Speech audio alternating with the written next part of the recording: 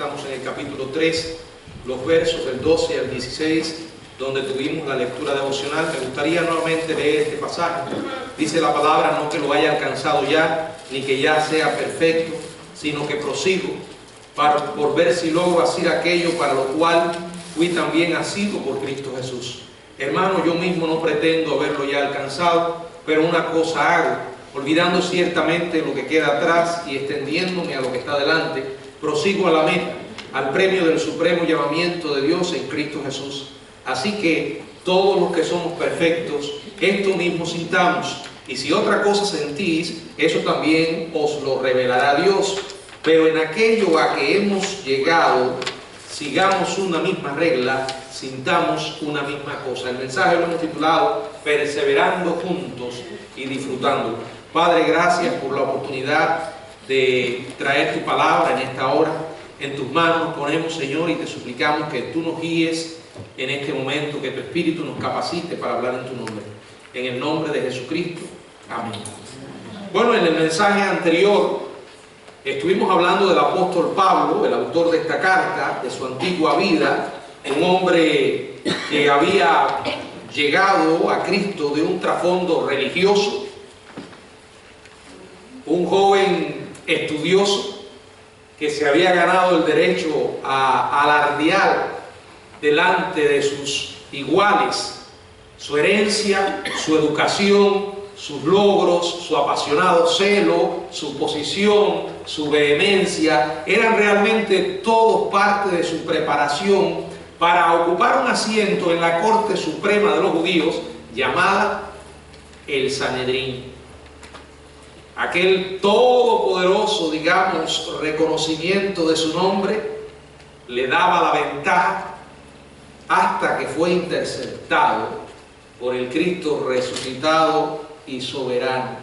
Ustedes saben, este hombre tenía poder de los judíos para perseguir, literalmente cazar y asesinar a los cristianos. Era lo más parecido a un terrorista religioso, y en ese camino de muerte y destrucción, como dijimos en el último mensaje, Saulo se encontró con la horma de su zapato. Allí Cristo lo interceptó, el Cristo vivo, resucitado, soberano, y Pablo quedó allí atontado, aplastado por la revelación del Hijo de Dios. Leí en una ocasión un pensamiento que dice: cuando Dios quiere llevar a cabo una labor imposible, toma a un hombre imposible y lo aplasta. Bueno, y ese es el plan que generalmente Dios usa con gente voluntariosa y testaruda. Y creo que Saulo de Tarso encajaba muy bien en este perfil. Un hombre obstinado, un fanático religioso que estaba dispuesto a hacer lo que tuviera que hacer por defender su religión. Era Pablo ambas cosas, un hombre voluntarioso y testarudo. Así que no debemos sorprendernos cuando el Señor lo transformó, quebrantó su corazón. En el verso 7 de Filipenses capítulo 3, dice la palabra del Señor, comienza allí con la palabrita pero dice: pero cuantas cosas eran para mi ganancia, las he estimado como pérdida por amor de Cristo. Aquellas cosas en las que podía vanagloriarse, en las que podía exaltarse delante de otros como él, las dejó. Dice la Biblia, las estimó como pérdida. En efecto, lo que estaba diciendo este hombre: yo había conseguido grandes honores, había ganado grandes premios, había recibido el aplauso de todos, había impresionado a mis contemporáneos. Sin embargo, todo eso Dios lo tiró a la pared, los tiró a todos de la pared, puso en su perspectiva correcta, todo en su perspectiva correcta, aplastando mi orgullo, ganando mi corazón y viviendo dentro de mí. Eso es lo que dice. Y ciertamente, verso 8, aún estimo todas las cosas como pérdida por la excelencia del conocimiento de Cristo Jesús mi Señor, por amor del cual lo he perdido todo y lo tengo por basura, y ser hallado en él, no teniendo confianza en mi propia justicia, que es por la ley, sino la que es por la fe de Cristo, la justicia que es de Dios por la fe. La salvación no llega a través de la religión. Ninguna religión puede salvar al hombre. El camino no es a través de las religiones. El camino es a través de la fe en Jesucristo. Somos justificados no por nuestras buenas obras. Somos justificados por la fe, dice la Biblia, no por obras, para que nadie se gloríe. Y eso lo experimentó Pablo. Y ahora podía decir, estoy justificado, Dios me ha perdonado, su amor me ha invadido, vino a residir en mí, me ha cambiado, la carga del pecado me ha sido levantada, la fuente de justicia cambiada. Mi relación con Dios descansa ahora en la fe y no en las obras. ¡Qué tremendo alivio! Un alivio que no conocen aquellos que están de espaldas a Dios y aún no han tenido una experiencia con Cristo.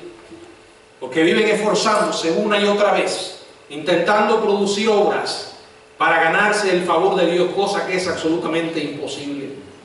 Pablo era un hombre totalmente cambiado. Por eso pudo experimentar el gozo del que nos hace partícipe a través de esta hermosa carta. Una carta que rebosa del tema del regocijo cristiano. Pero ahora ¿qué? ¿Ya había conocido a Cristo? ¿Ese era el final? No. Conocer a Cristo es el comienzo de una vida diferente. Una vida llena de propósitos y metas en Cristo Jesús. Por eso él dice en el verso 3 del 12 al 16, palabras como esta: prosigo a la meta.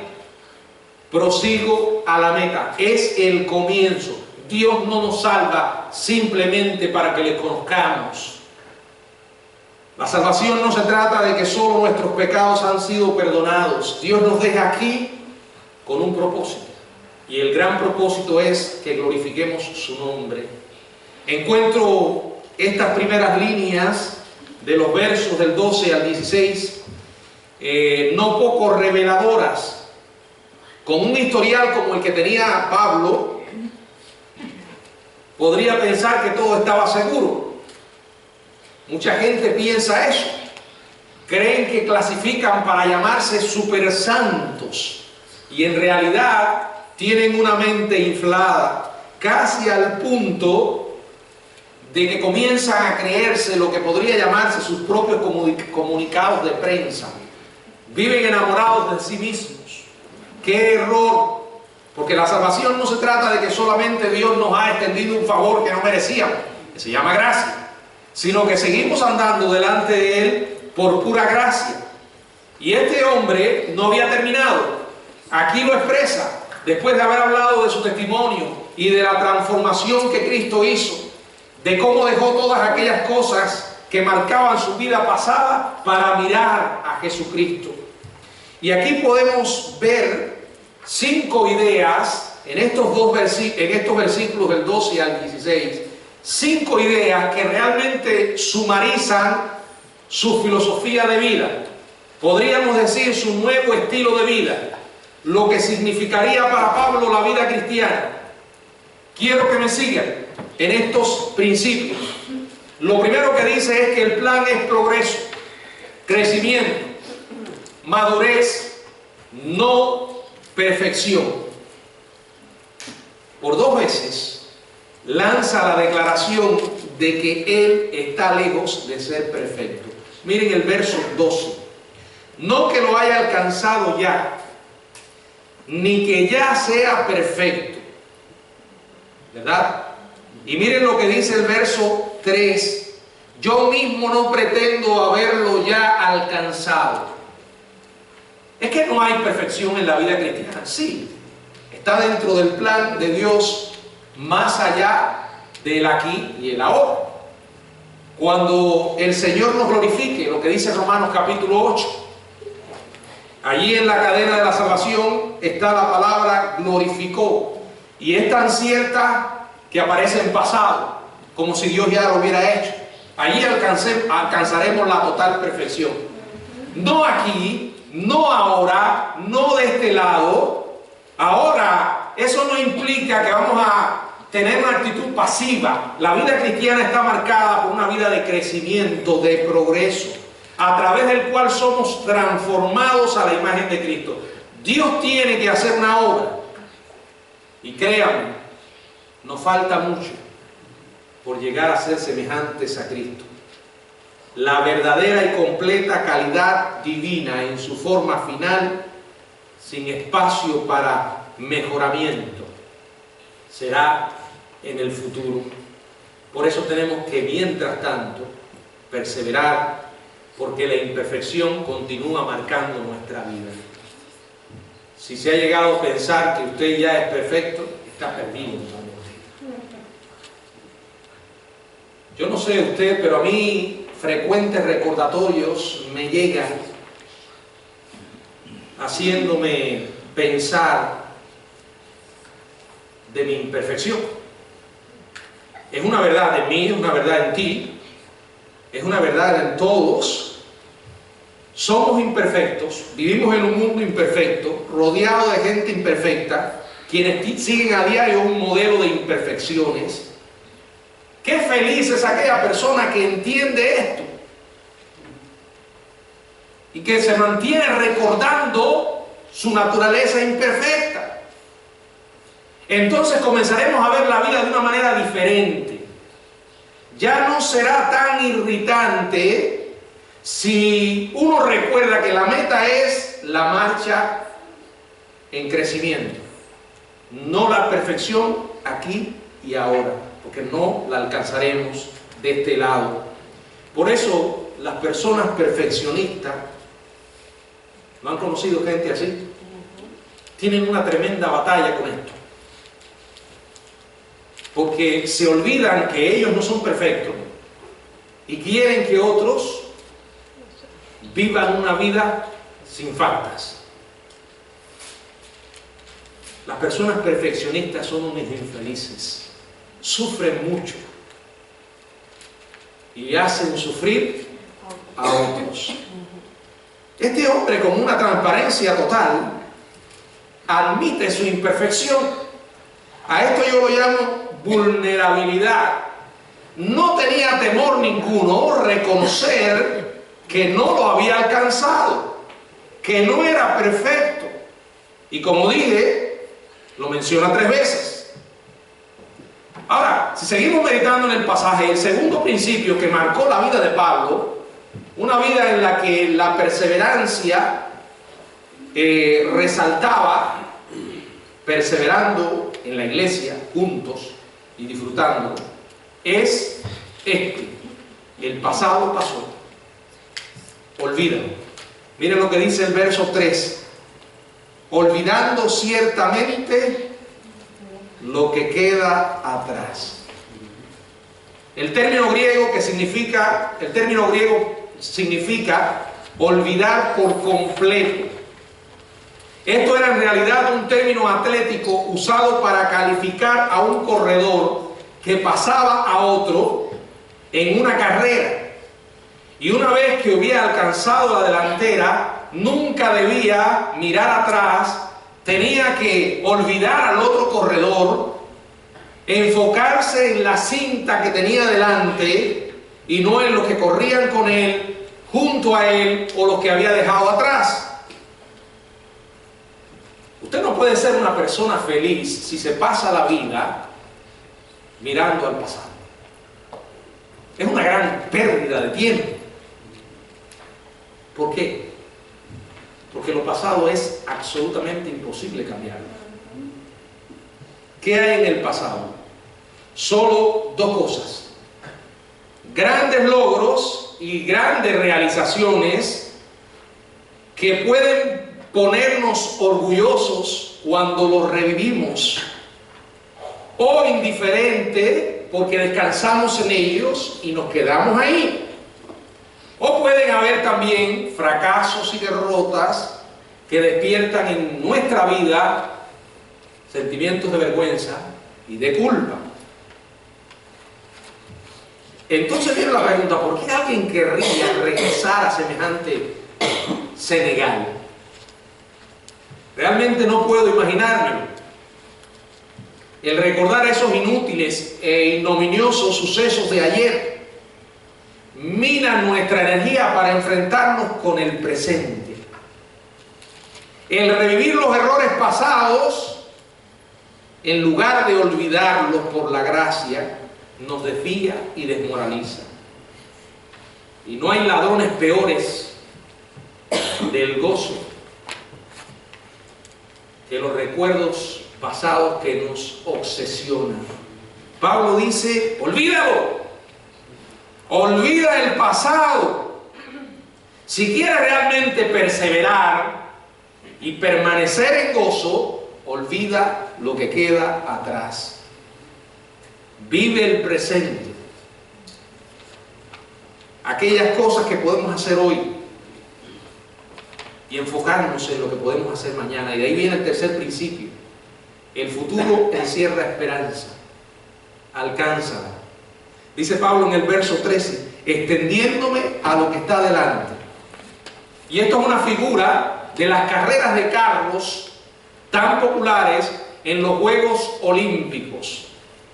Tal vez el apóstol estaba pensando en aquel corredor de carros de caballo, de pie, en aquella pequeña carreta de 2 ruedas, con las riendas de cuero en sus manos, inclinándose hacia adelante para mantener el equilibrio. Y la analogía es clara. En esta carrera que llamamos vida, y para nosotros, vida cristiana, lo esencial es mirar adelante, previendo lo que está más adelante, estirándonos, alargándonos, haciendo de la vida una apasionada búsqueda aventurera. Dios no quiso que nosotros coexistiéramos pacíficamente con fuerzas enemigas mientras aguardamos nuestra morada celestial. Él nos llama a la acción. De hecho, la Biblia dice que somos soldados de Jesucristo. Eso implica algo que hay que hacer hoy, pensando en el mañana. Dios ha limitado lo que podemos conocer del futuro. No se trata de nuestra vida, de lo que me va a suceder mañana. Eso Dios lo ha velado. Pero el futuro, en cuanto a su propósito, en cuanto a su plan para la humanidad, ha sido revelado en las Escrituras. Y creo que cuando uno lo conoce y lee la Biblia y la cree, se llena de esperanza. Porque Dios nos permite mirar el final y nos revela que al final ganamos. Yo he contado esto otras veces, que a veces me pongo a ver una serie de televisión y si por alguna razón esta serie de televisión ya ha sido puesta, hago mis esfuerzos por averiguar el final. A veces Débora y Milán me dicen, ¿tú qué disfrutas? ¿Cómo puedes disfrutar ya sabiendo en qué acaba? Me calman los nervios. Ya la puedo mirar tranquilo. No me interesa lo que vaya sucediendo en el medio. No importa lo dramático que se vuelvan los hechos y lo complicada que se vuelvan las cosas. Al final sé cómo termina. Y eso me da tranquilidad. De verdad, me cuesta a veces ver ciertas series porque si no puedo ver el final, no me estimula verlo. Ahora, no solo eso. No es solo que siento curiosidad por saber en qué termina, también siento una inclinación, quizás un poco perversa, de decirles a otros que la están viendo en qué termina. Pero si no te lo preguntaron, no importa, yo quiero decírselo. Le vas a echar a perder ya el final. Es porque pienso que los demás piensan igual que yo. Y no es así, a la gente le gusta el suspenso, a mí no me gusta el suspenso. Me gusta saber en qué termina la historia. Y qué bueno, Dios ha tenido misericordia de nosotros, porque nos ha permitido mirar en qué termina la historia. Si quiere saberlo, lea el libro de Apocalipsis. Mire, allí está el futuro. Mientras más yo leo ese libro, menos entiendo cómo hay gente que puede interpretarlo desde una posición como por ejemplo el preterismo. Algo que ya pasó, que la mayoría de los sucesos proféticos están relacionados con la destrucción de Jerusalén en el año 70. O sea, si eso es así, entonces la Biblia no tiene apenas muy poco que decirnos sobre el futuro a nosotros. Yo creo que la mayoría del libro de Apocalipsis relata eventos futuros, cosas que van a suceder, que Dios dijo y se van a cumplir. Ahora te pregunto, hoy, aquí, en el presente, ¿dejaste el pasado? ¿Lo dejaste completamente o no? Si cada vez que tienes un problema sacas a relucir el pasado,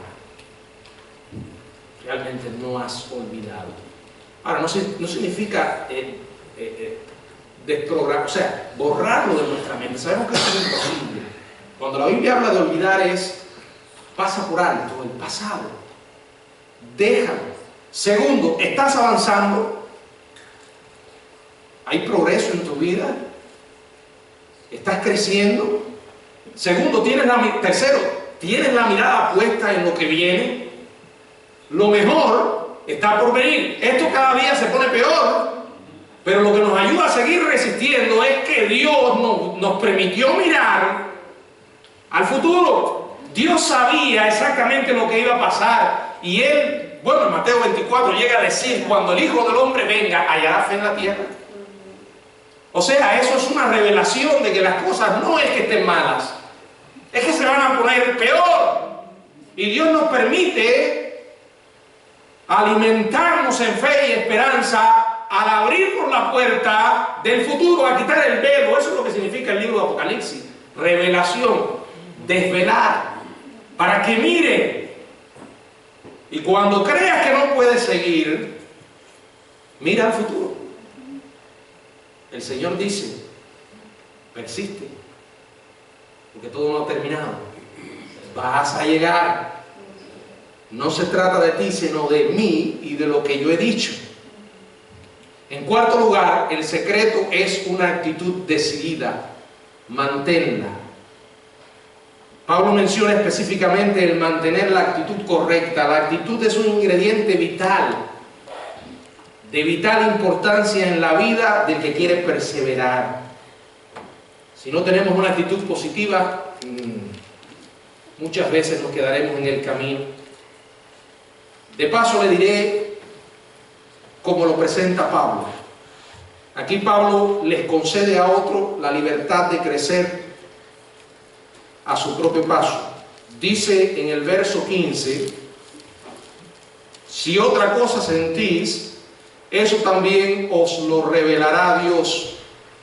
Pero hasta donde el apóstol le concierne, el perseverar con ahínco y el mantener una actitud decidida van juntas. Nos da la esperanza, espera que perseveremos, que sigamos decididos, y esto nos hace recordar lo que dice la palabra en Santiago, en el capítulo 1, verso del 2 al 4: hermanos míos, tened por sumo gozo cuando os halléis en diversas pruebas, sabiendo que la prueba de vuestra fe produce paciencia, mas tenga la paciencia su obra completa, para que seáis perfectos y cabales, sin que os falte cosa alguna. Repito, esto no quiere decir que alcancemos aquí la perfección.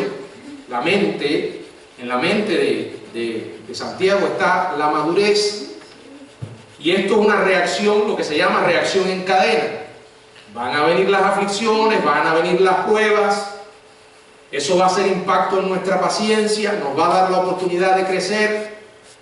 Mientras esa paciencia se desarrolla, el carácter se fortalece, nos movemos adelante a la madurez, no hay atajos, no podemos, como se dice, zafarle el cuerpo a los problemas. Usted puede mantenerse obedeciendo y persistiendo como Dios nos ha llamado. Dice: tener por sumo gozo. Otro recordatorio: cuando el camino es escabroso, mantén el gozo. Cuando las cosas se pongan difíciles, mantén el gozo. Esa es una clara enseñanza de que el gozo no depende de lo que nos ocurra, porque si fuera así, no sería posible mantener el gozo. El gozo es el resultado de lo que Dios ha hecho en nuestra vida, de lo que tenemos en Jesucristo, sin importar lo que ocurra. Y aquí está el último principio: es necesario mantener una norma alta y mantenerla juntos. Verso 16, dice la palabra, sigamos una misma regla. Después dice, sintamos una misma cosa. Y es interesante que primero habla de seguir una misma regla. ¿Cómo es posible? Siendo cada uno de nosotros distinto, con personalidades variadas, con temperamentos diferentes, con antecedentes distintos, ¿cómo podemos? El punto es enfocarnos en la palabra. Esa es nuestra regla. Dios nos habla a través de ella. Y entonces, después, podemos sentir una misma cosa. No es sentir primero y después la regla. Es la regla primero y después sentir. Ahora le preguntas a un carismático y te va a decir sentir primero y después la regla. O si no te lo dice, esa es la manera como ellos se comportan. Ponen énfasis en lo que experimentan y después en lo que dice la Biblia. Y así no son las cosas. Aquí el punto es, toda nuestra experiencia tiene que sujetarse a lo que Dios ha dicho. Si lo que yo experimento no pasa por el filtro divino, sencillamente no es de Dios. Ahora, ¿qué hace la gente hoy? Hablan de lo que sienten. Y todo es sentir, sentir, sentir. Ahora, me llama la atención que esa es la manera de pensar de la sociedad de nuestros días. Una sociedad sensual, porque pone énfasis en los sentimientos, en lo que sienten. Si algo te gusta, hazlo. Ahora, esa misma filosofía se disfraza de cristianismo. Y vemos en las iglesias gente que constantemente están hablando de que sienten. Y su vida es como una nave en medio de una tormenta, llevada de un lugar a otros, porque están edificados sobre la frágil base de los sentimientos. Y la palabra de Dios nos dice, sintamos, sigamos, sigamos. Cuando dice seguir, ¿de qué está hablando? Obedecer. Sigan la regla, obedezcan la regla, una misma regla. Obedezcan la palabra del Señor. Hoy estaba mirando un predicador, ¿no? Por cierto, muy interesante, y enseñaba de la gran tragedia que hoy en día sufre, vamos a usar la palabra tragedia, porque es una tragedia, de que muchas personas, de que en las iglesias cristianas, muchos jóvenes cuando llegan a la edad de la juventud y un poco más, terminan apartándose, y muchos de ellos crecieron en los caminos del Señor, se formaron en iglesias cristianas, y las estadísticas no mienten, decía él, que mucha gente se aparta. Ahora, ¿por qué? ¿Cuál es el problema? Y decía este pastor, el problema es el liderazgo espiritual en el hogar, que prácticamente no existe. Decía, varones, Dios nos ha puesto en un hogar, nos ha dado un hogar para que nosotros seamos responsables de cumplir la tarea que Él nos ha dado. ¿Cuál es la tarea? Enseñar a nuestra familia la palabra de Dios. Enseñar a nuestros hijos la palabra de Dios. Y entonces explicaba, el gran problema es que muchos tienen el concepto de que esa tarea no es de nosotros, los líderes, sino que es del maestro de la escuela dominical, del grupo de jóvenes o del pastor de la iglesia. ¡Qué error! Todos estos que he mencionado son un complemento para el crecimiento espiritual, pero la enseñanza primordial debe estar en manos del hogar, del líder del hogar. Sembrar en ese corazón, preparar el terreno. Y por cierto, también decía algo que me dejó pensando mucho, ¿no? Él decía, yo no quiero que me malinterpreten. En realidad, yo creo en la conversión de los niños. Creo que Dios salva a los niños. Pero es un gran error de muchos padres creer que porque su niño viene y le dice, ya acepté a Cristo como mi Salvador, son cristianos. E inmediatamente los mojan. Y después la experiencia demuestra que nunca llegaron a nacer de nuevo. Hermanos, la Biblia no puede ser un libro que ocupa un espacio en nuestro hogar para llenarse de polvo. Necesitamos abrirla, empezando por nosotros, los padres. Si yo mañana a mis hijos les insisto en que lean la Biblia, ellos podrán decir que soy un majadero, podrán decir mi papá se vuelve insoportable, pero lo que no podrán decir es que no tengo autoridad para pedirles que lean la Biblia, porque ellos no me verán haciendo otras cosas, pero al menos me ven leyendo la Biblia. Les estoy transmitiendo el mensaje de que es importante la palabra en el hogar. Ahora, miren lo que pasa en nuestras iglesias, hermanos. La mayoría de los cristianos están, y si algunos se molestan, no, porque esta iglesia no provee lo que necesitan mis hijos. No hay un departamento de jóvenes sólido para que los ayude. No hay un buen maestro de la escuela dominical. Los sermones que el pastor predica son aburridos. Seguro que ese es el problema. La iglesia no tiene un ambiente entretenido. Bueno, si tú lo que estás buscando es entretenimiento, estás en el lugar equivocado. Hermanos, para seguir una misma regla tenemos que entender que este libro es el libro de Dios. Y miren, hermanos, lo esencial está claro. Pero le voy a decir algo. Alguna gente piensa que leer la Biblia es simplemente abrir y... Tenemos que tener una voluntad dispuesta a escudriñar. No en vano la Biblia dice escudriñar las Escrituras. ¿Qué cosa es escudriñar? Dígame a alguien qué significa escudriñar. A ver, escarbar, buscar. O sea, no es algo que simplemente te va a caer allí de fly.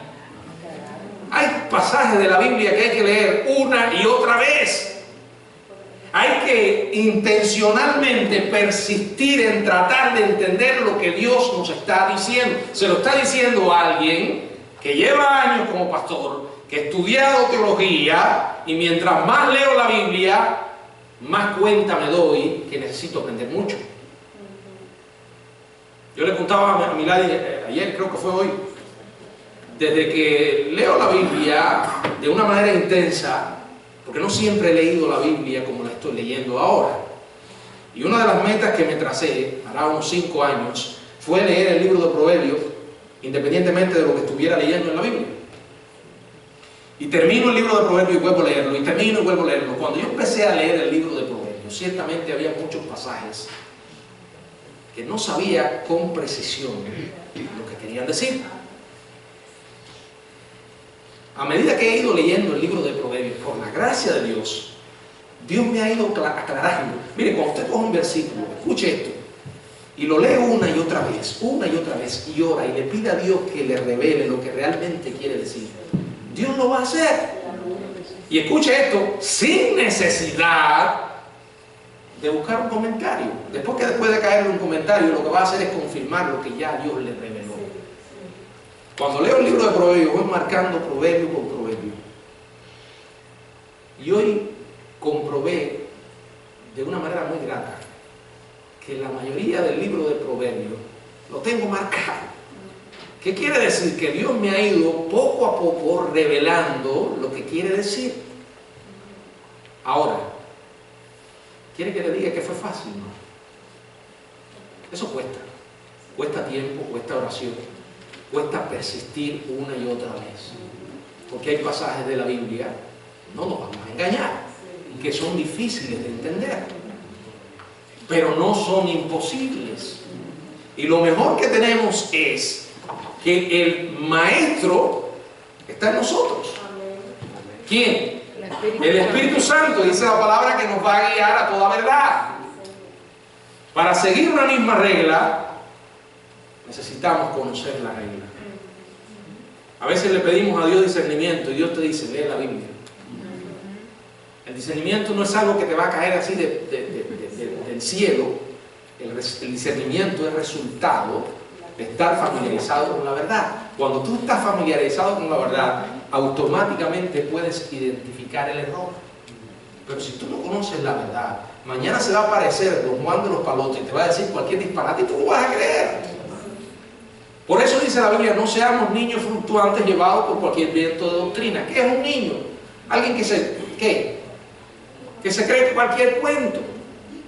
Tú le puedes decir que los Reyes Magos existen y lo va a creer. Le puedes decir que Santa Claus es verdad y se lo va a creer. Le puedes decir cualquier historia y un niño lo cree. Por eso dice la Biblia, no seamos niños fluctuantes. Ahora, después que conocemos una misma regla, sintamos una misma cosa. El Espíritu hará su obra en nuestros sentimientos en base a lo que conocemos. Voy a resumir este mensaje de esta manera. Olvidar las glorias y afanes del pasado. Concentrarse en los retos de las oportunidades del futuro, mientras mantenemos la actitud correcta y recordando que estamos juntos en esto. Hermanos, podemos disfrutar la vida cristiana. ¿Cómo la disfrutamos? Deleitándonos en nuestro Dios. Y entonces podemos seguir a la meta, al premio del supremo llamamiento de Dios en Cristo Jesús. Que el Señor nos bendiga. Amén.